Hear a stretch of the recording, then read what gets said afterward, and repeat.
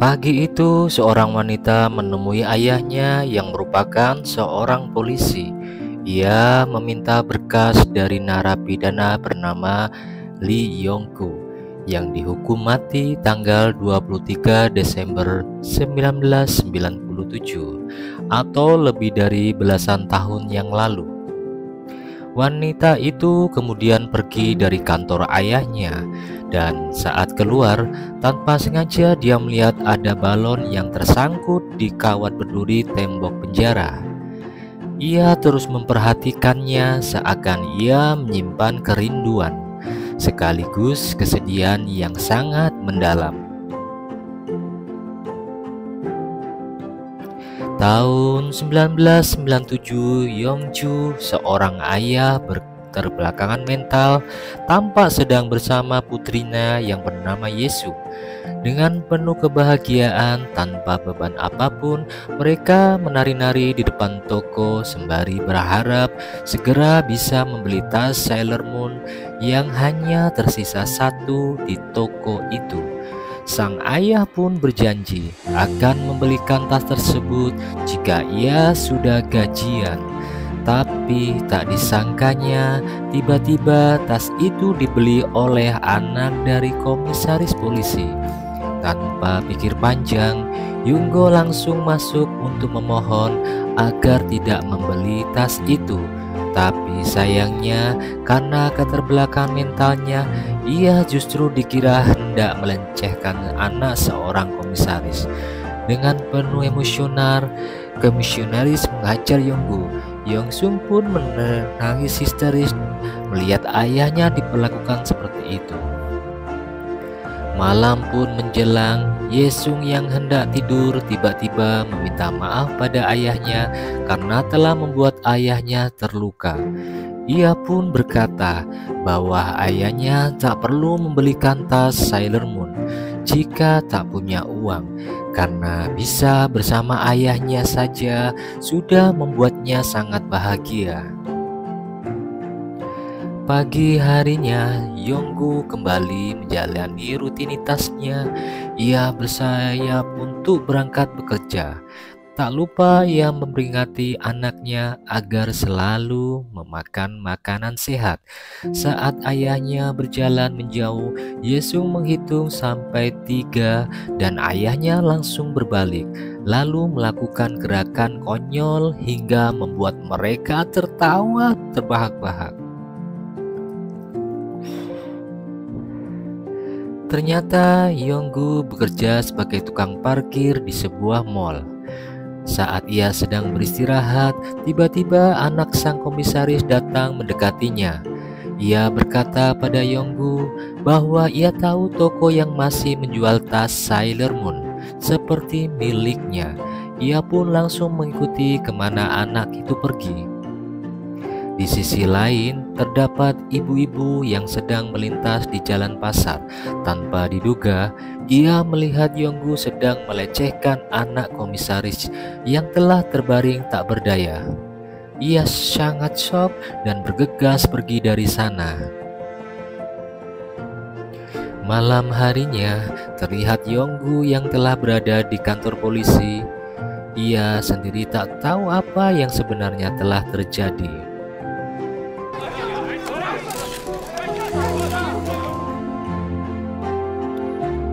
Hari pun berganti. Pagi itu dia dikawal para polisi dan disaksikan puluhan media dari seluruh penjuru Korea. Yonggu melakukan reka adegan di TKP.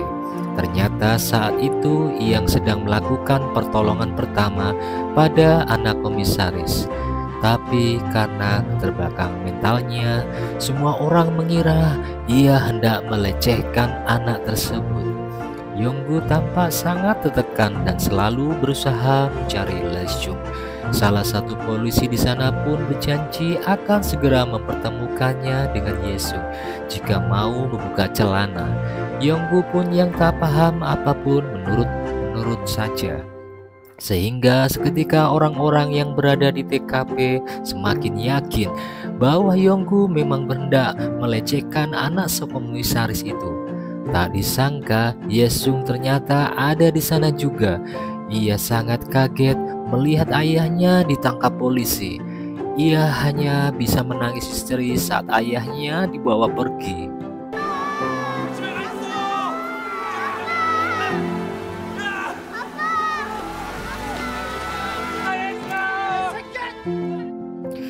Hari itu juga Yonggu dimasukkan ke penjara ke dalam sel nomor 7. Begitu ia masuk, ia langsung memperkenalkan dirinya dengan sangat lengkap. Sampai bagaimana ia lahir pun dia ceritakan. Tentu saja hal ini membuat para penghuni sel lain kebingungan. Bos di sel itu melihat bekas Yonggu, ia pun memberikannya pada anak buahnya untuk dibacakan. Setelah mengetahui bahwa Yonggu adalah terdakwa kasus pelecehan anak, tanpa basa-basi mereka langsung menghajar Yonggu. Tapi seketika mereka semua terdiam setelah mengetahui bahwa Yonggu akan dihukum mati.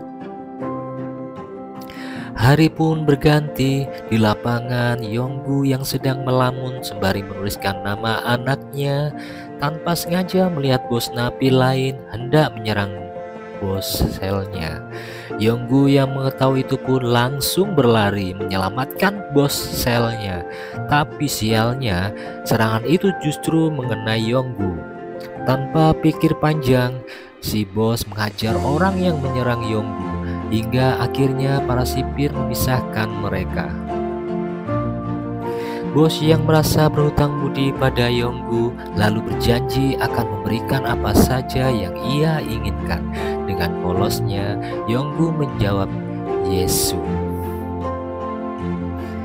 Beberapa hari telah berlalu. Hari itu narapidana mendapat hiburan, paduan suara dari panti asuhan. Tak disangkanya Yesung ada di sana, tapi tiba-tiba ia menghilang. Ternyata Yesung diselundupkan ke dalam sel oleh teman satu sel Yonggu yang bernama Man Beong. Setelah melewati berbagai penjagaan, akhirnya Yesung berhasil dibawa masuk ke selnya Yonggu.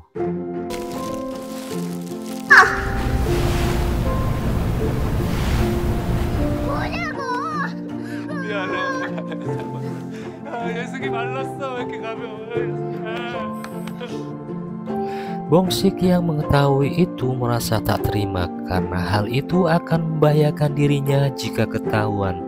Tanpa pikir panjang, dengan panik ia langsung memanggil sipir penjara. Tapi saat sipir penjara sudah sampai, Yesung memohon dari bawah dengan wajah memelasnya. Sehingga ia pun jadi merasa kasihan dan berkata pada sipir bahwa ia kelaparan. Yesung lalu melepas rindunya bersama sang ayah, dan dengan jujur ayahnya berkata bahwa ia sedang dipenjara karena dia bodoh. Tapi sayangnya baru sebentar mereka melepas rindu, Yesung harus segera pulang karena pendeta yang memimpin paduan suaranya jatuh sakit. Dengan segera mereka pun membawa Yesung kembali ke rombongannya. Tetapi sialnya, ia sudah terlambat.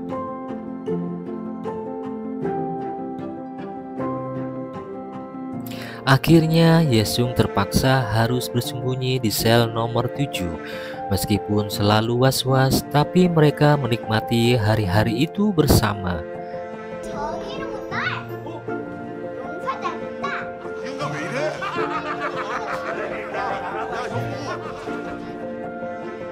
Hingga suatu hari mereka mendapatkan info bahwa akan ada acara keagamaan lagi di penjara mereka. Tanpa pikir panjang, mereka pun langsung berusaha untuk menyelundupkan Yesung agar bisa pulang dari sana. Rencana mereka berjalan dengan sangat lancar. Hingga saat Yesung sampai di pinggir panggung, ternyata hari itu adalah acara keagamaan untuk orang-orang Buddha. Sementara itu, kepala sipir baru menyadari bahwa ada satu anak paduan suara yang tiba-tiba menghilang saat bernyanyi. Tanpa pikir panjang, Malam itu juga ia langsung menyisir seluruh sel untuk mencari anak yang hilang itu. Dan saat sampai di sel nomor 7, mereka berhasil mengangkat petugas dengan menggendong Yesung. Tapi sialnya,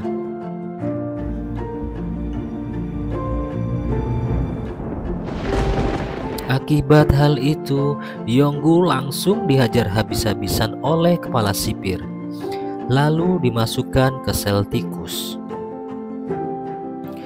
Kesialan kembali dialami Yonggu karena tiba-tiba terjadi kebakaran di penjara karena ada napi yang mengamuk.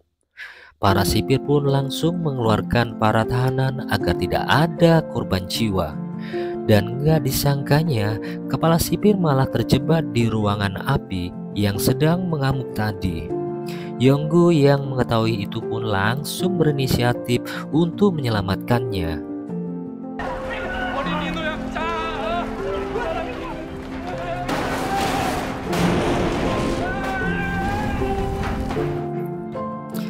Pagi pun menjelang, terlihat kepala sipir sedang dirawat di sebuah rumah sakit. Dokter di sana pun berkata ia sangat beruntung karena ada napi yang menyelamatkan tepat waktu. Karena jika terlambat sedikit saja, bisa saja dia tewas. Dokter itu pun memperhatikan penolongannya yang juga terluka parah, yaitu Yonggu. Seketika kepala sihir hanya terdiam. Beberapa hari setelah berlalu, Yesung yang baru saja berangkat sekolah lagi pun ditanyai oleh gurunya, mengapa ia tak pernah berangkat dan di mana orang tuanya tinggal. Mendengar itu, Yesung langsung mengajak gurunya yang sudah punya KTP untuk menemui ayahnya. Guru yang sangat kaget karena si Yesung ternyata sedang dipenjara, apalagi menyadari ternyata ayahnya keterbelakangan mental. Guru Yesung pun berusaha untuk menghibur Yonggu dengan mengatakan bahwa Yesung adalah anak yang sangat cerdas dan berprestasi. Yonggu pun terlihat sangat bangga mendengarnya, tapi sayangnya kebahagiaan itu tiba-tiba terpatahkan karena waktu jenguknya sudah habis. Yonggu pun diisyaratkan paksa dan ia harus kembali berpisah dengan anaknya yang tersayang.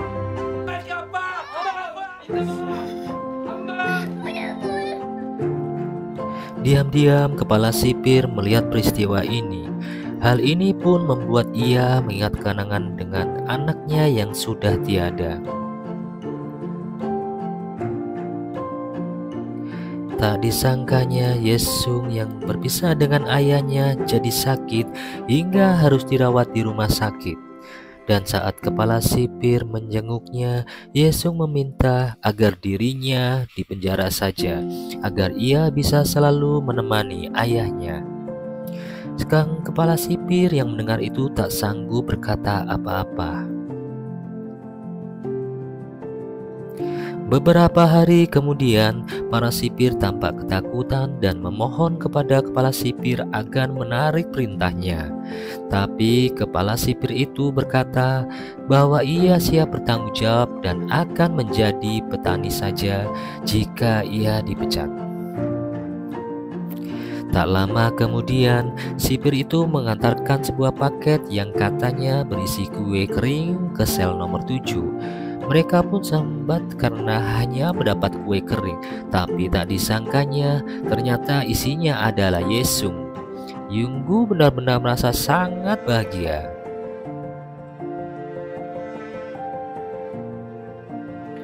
Sebagai ucapan terima kasih, ia lalu menemui sang kepala sipir. Tapi kepala sipir tak menghiraukannya dan berkata ia tak berbuat apa-apa. Tapi dari situ juga kepala sipir baru menyadarinya ada hal yang janggal yang membuatnya Yonggu di penjara. Sementara itu, saat para napi sel nomor 7 sedang bermain bersama Yesung, Bongsik terlihat cemas karena sebentar lagi istrinya akan melahirkan. Ia meminta bantuan bos agar bisa menemani atau setidaknya bisa menghubungi istrinya. Tapi si bos sama sekali nggak peduli. Yesung yang melihat itu pun merasa sangat kasihan dengan teman ayahnya itu. Kecurigaan kepala sipir membuatnya pergi ke kantor polisi untuk memeriksa bekas kasus Yonggu. Dari data itu, ia menemukan hal janggal di mana tak mungkin Yonggu yang keterbelakangan mental bisa menulis kesaksian serapi itu. Sepulangnya dari sana, ia kemudian menjemput Yesung dari sekolahnya untuk diantar menemui ayahnya lagi. Dan sesampainya di sel, Yesung langsung bermain dengan ayah dan juga teman-teman ayahnya. Tak lama kemudian, Bongsik datang dan ia terlihat sangat sedih karena hari itu istrinya melahirkan, tapi ia tak bisa menghubunginya. Dan tanpa diduga, tiba-tiba Yesung mengeluarkan HP dari tasnya yang ia pinjam dari teman sekolahnya. Tanpa pikir panjang, Bongsik langsung menghubungi istrinya. Tapi karena sinyalnya jelek, ia harus menyusul setiap ruangan. Dan sinyal yang paling baik ternyata berada tepat di atas toilet. Ternyata ia telepon di waktu yang sangat tepat. Istrinya baru saja melahirkan anak pertama mereka.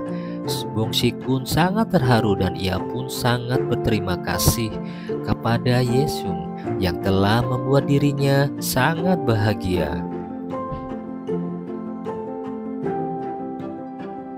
Hari berikutnya, saat Yonggu sedang berolahraga bersama si bos, ia diberitahui oleh sipir bahwa sebentar lagi dirinya akan menjalani sidang banding yang telah diajukan oleh kepala sipir. Teman-teman-temannya yang mengetahui itu pun tanpa pikir panjang langsung berusaha sekeras mungkin untuk membantu Yonggu menjawab pertanyaannya selama sidang, dan mereka pun mencari tahu apa yang sebenarnya terjadi pada Yonggu sehingga ia dinyatakan bersalah. Ternyata saat itu anak komisaris terpeleset, kepalanya terbentur batu retak karena ia menggendong tas helm yang keras dan kepalanya kejatuhan batu bata yang digantung untuk menahan tenda.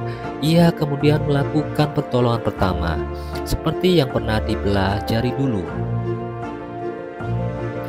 Dan sementara itu, kepala sipir menemui komisaris untuk memberitahu bahwa sebenarnya Yonggu tak bersalah.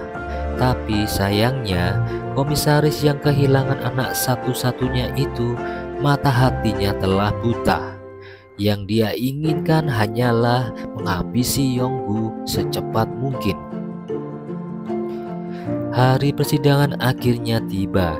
Yonggu sudah siap dengan semua jawaban yang diajarkan oleh teman-temannya. Tapi saat ia ditanya apakah ia sengaja menghabisi nyawa anak komisaris karena menolak saat hendak ia lecehkan, tak disangkanya ia menjawab ya. Dan bahkan dia meminta maaf pada semua yang ada di sana karena telah berbuat jahat. Seisi ruangan sidang sangat kaget dan marah pada kebiadaban Yonggu. Kepala sipir pun tak menyangka dengan apa yang terjadi dan ia masih yakin bahwa Yonggu pasti tidak bersalah. Ternyata sebelum ia masuk ke ruangan persidangan komisaris, polisi menemuinya di sebuah ruangan. Ia berkata pada Yonggu, jika Yonggu tidak mengakui bersalah, maka ia dan anak buahnya akan melecehkan Yesung sampai tewas. Hal ini membuat Yonggu sangat ketakutan dan ia rela mati demi keselamatan anaknya sendiri. Sejak saat itu, hidup Yonggu di penjara seakan-akan sangat membahagiakan. Yosu pun rutin mengunjunginya dan kebahagiaan sangat jelas terlihat di sana. Seakan mereka akan hidup bersama selamanya. Yosu pun kini juga sudah menjadi anak angkat kepala sipir dan telah dianggap seperti anaknya sendiri. Di tengah kebahagiaan itu, kepala sipir mendapatkan kabar bahwa tanggal eksekusi Yonggu telah ditetapkan, yaitu 23 Desember 1997, tepat di hari ulang tahunnya Yesus. Tak perlu waktu lama, hal ini pun diketahui oleh teman-teman Yonggu. Tentu saja mereka tak tinggal diam. Mereka langsung menyusun rencana untuk menyelamatkan Yonggu sebelum ia dieksekusi.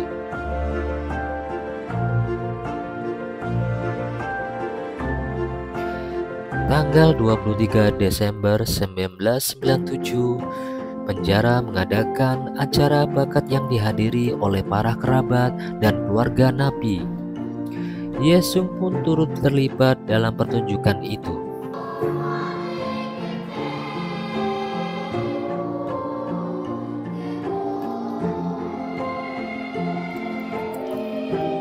Dan di tengah pertunjukan, para pemain turun ke bangku penonton dan mengajak para penonton menari sembari perlahan berjalan ke belakang.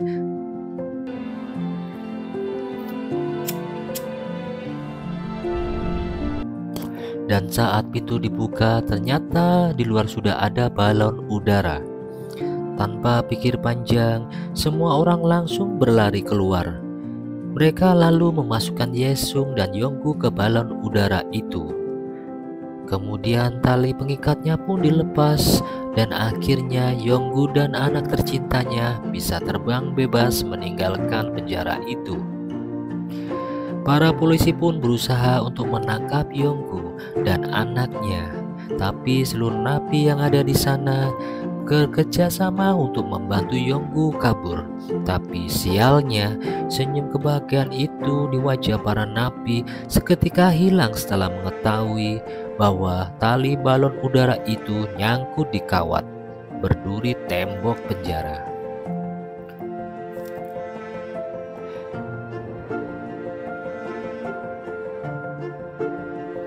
Namun meski begitu, senyum di wajah Yonggu dan Yesung tak pudar sedikit pun, karena mereka bisa menikmati senja dengan sangat indah bersama-sama, dan Yesung berjanji tak akan pernah melupakan hal itu.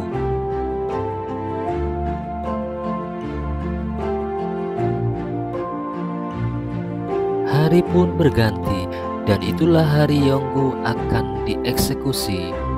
Tapi sebelum itu, ia pun merayakan ulang tahun anaknya untuk terakhir kalinya bersama teman-temannya di sel nomor 7.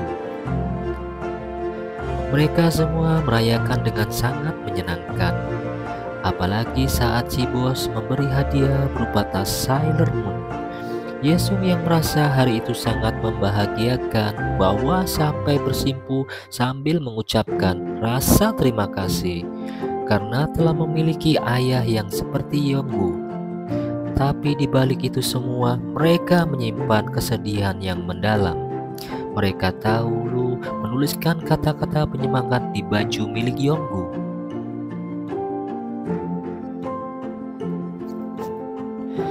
Tak lama kemudian, Yonggu dan Yesung berpamitan dengan semua penghuni sel nomor 7. Meski merasa berat, Yonggu tetap berjalan menyusuri lorong bersama anaknya.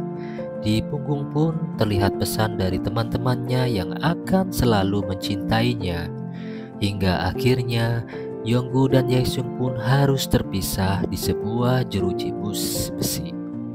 Seperti biasa, Yesung menghitung 1-3, tapi